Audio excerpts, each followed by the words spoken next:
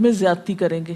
حضرت سعد رضی اللہ تعالیٰ عنہ سے روایت ہے، انہوں نے سنا کہ ان کا بیٹا اس طرح دعا کر رہا ہے، یا اللہ میں تجھ سے جنت کا سوال کرتا ہوں، اس کی نعمتوں کا سوال کرتا ہوں، اس کی رونقوں اور تر و تازگیوں کا سوال کرتا ہوں، وغیرہ وغیرہ، اور میں آگ سے تیری پناہ مانگتا ہوں، اس کی زنجیروں سے اور طوقوں سے پناہ مانگتا ہوں۔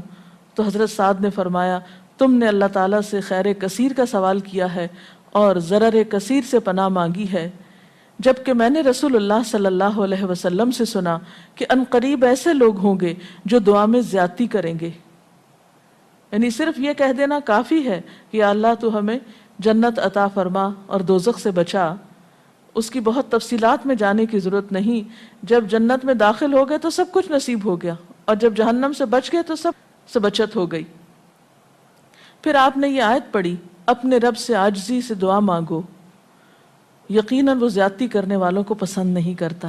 یعنی دعاؤں میں زیادتی اور اس قسم کی تفصیلات یہ پسندیدہ نہیں ہے۔ تمہیں یہی کافی تھا کہ تم یوں کہتے، یا اللہ میں تجھ سے جنت اور ہر اس قول و عمل کا سوال کرتا ہوں جو جنت کے قریب کر دے، اور میں تیری پناہ چاہتا ہوں جہنم سے اور ہر اس قول و عمل سے جو جہنم کے قریب کرے۔ تو اتنا کہنا کافی تھا۔ پھر قیامت کی نشانیوں میں سے ایک نشانی آپ صلی اللہ علیہ وسلم نے یہ بھی بتائی کہ نااہل حاکم مقرر کیے جائیں گے۔ حضرت ابو ہریرہ سے روایت ہے کہ قیامت کی نشانیوں میں سے ہے کہ ذلیل اور کمینے لوگ نیک شریف لوگوں پر غالب ہو جائیں گے۔ کیوں ابن مسعود، کیا تم نے بھی یہ بات میرے محبوب صلی اللہ علیہ وسلم سے سنی ہے؟ ابن مسعود نے فرمایا، ہاں رب کعبہ کی قسم۔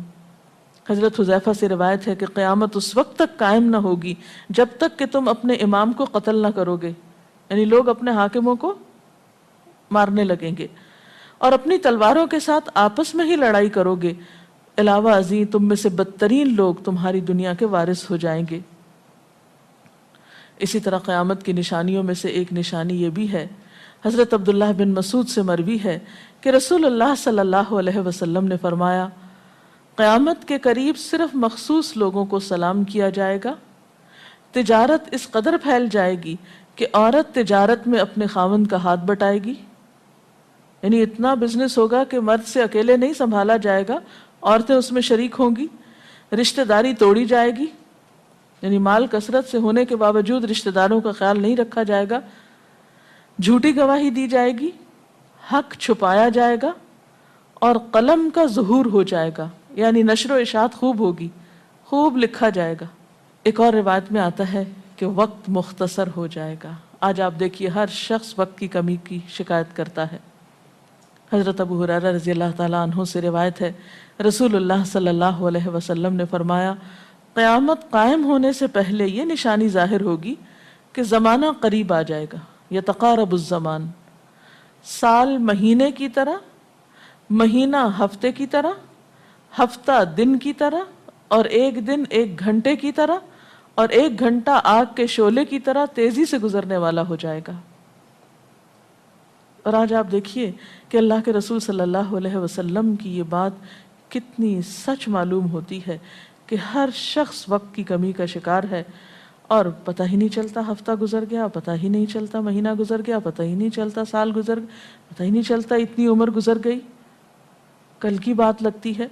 اور انڈائریکٹلی یہ اشارہ اس بات کی طرف کہ زندگی کی رفتار بہت تیز ہو جائے گی، یعنی انسان یعنی فاسٹ لائف جس کو آپ کہتے ہیں اس کا شکار ہو جائے گا۔